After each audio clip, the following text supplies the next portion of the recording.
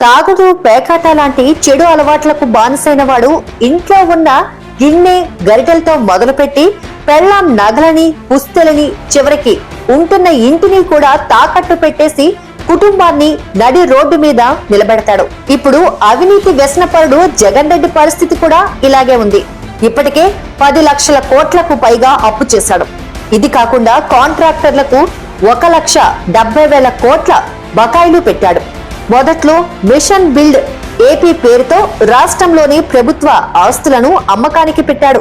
చివరికి తుఫాన్ షెల్టర్లను కూడా అమ్మేస్తారా అని అప్పట్లో హైకోర్టు ఆశ్చర్యపోయింది. పోనీ బిల్డ్ ఏపీ అన్నందుకు ఏమైనా కట్టాడా అంటే ఒక్క ఇటుక ముక్క కూడా ఎక్కడా వేయలేదు. రాష్ట్రంలో లిక్కర్ వ్యాపారాన్ని తాకట్టు పెట్టి 50,000 కోట్ల అప్పులు తెచ్చాడు. అప్పులు, అమ్మకాలు కష్టమయ్యేసరికి తాకట్టు పెట్టడం మొదలు పెట్టాడు. ఒక్క విశాఖలోనే 13 ప్రభుత్వ ఆస్తులు తాకట్టు పెట్టి 25,000 కోట్లు అప్పులు తెచ్చాడంటే రాష్ట్రం మొత్తం మీద ఎన్ని ఆస్తులను తాకట్టు పెట్టాడో ఊహించుకోండి. తాజాగా 370 కోట్ల కోసం గుట్టు చప్పుడు కాకుండా రాష్ట్ర సచివాలయాన్ని కూడా హెచ్డిఎఫ్సి బ్యాంకుకు రాసిచ్చేశాడు. అంతేకాదు టీడీపీ హయాంలో అమరావతిలో 90% పూర్తయిన అధికారులు, ఉద్యోగుల భవన సముదాయాలను కూడా తాకట్టు పెట్టే ప్రయత్నం మొదలుపెట్టాడు. ఇందులో భాగంగానే పూర్తి కాని ఆ భవనాల్లో అధికారులు నివసిస్తున్నారని, సిఆర్డీఏకు 70 కోట్లు అద్దె కూడా చెల్లించామని ఇటీవల జీవో కూడా విడుదల చేశాడు.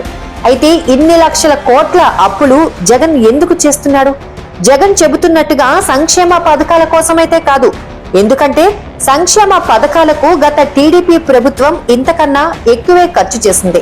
ఖచ్చితంగా ఇదంతా వైసీపీ పెద్దల అవినీతి పద్దుల్లోకి పోతోంది.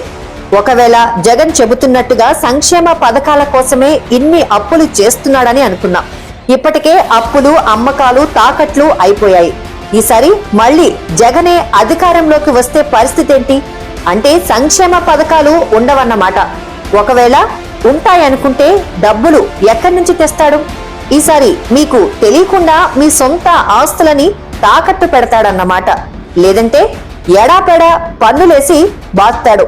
కాబట్టి ప్రజలారా ఇంకా మీరే ఆలోచించుకోండి.